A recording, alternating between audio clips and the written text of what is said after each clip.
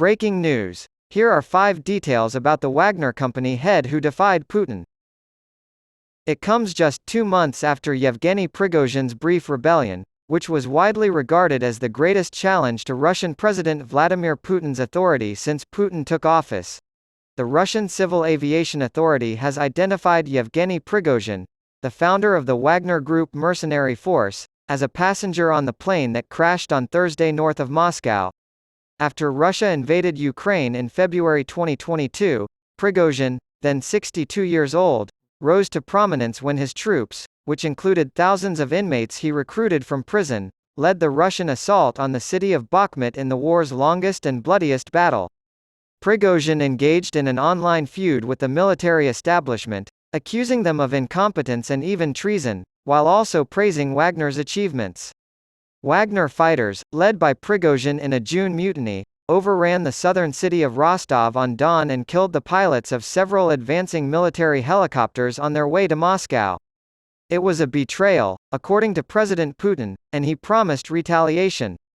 To prevent further violence, the Kremlin offered Prigozhin and some of his fighters the chance to flee to Belarus in exchange for dropping the criminal case against them for armed mutiny. The implementation of the deal and Prigozhin's future have been shrouded in mystery.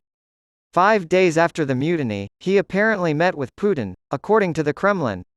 On July 5, state TV claimed that an investigation into him was ongoing, and they showed footage of a raid on one of his properties in which they seized money, passports, and weapons. However, Prigozhin was spotted in St. Petersburg at the end of July, when a summit between Russia and Africa was being held there. Wagner operates in several African countries, and he made an appearance in a video this week. Prigozhin, who was born on June 1, 1961, in St. Petersburg, spent the first 9 years of his life behind Soviet bars for various offenses, including theft and forgery.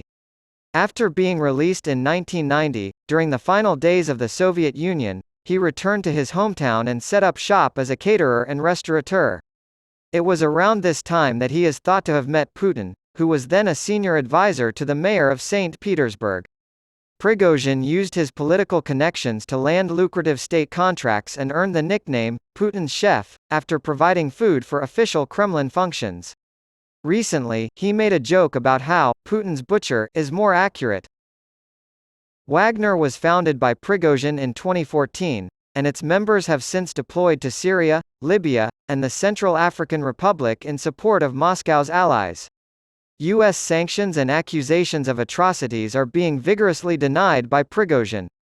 Prigozhin admittedly established and funded the Internet Research Agency, which Washington characterizes as a troll farm that interfered with the 2016 U.S. presidential election.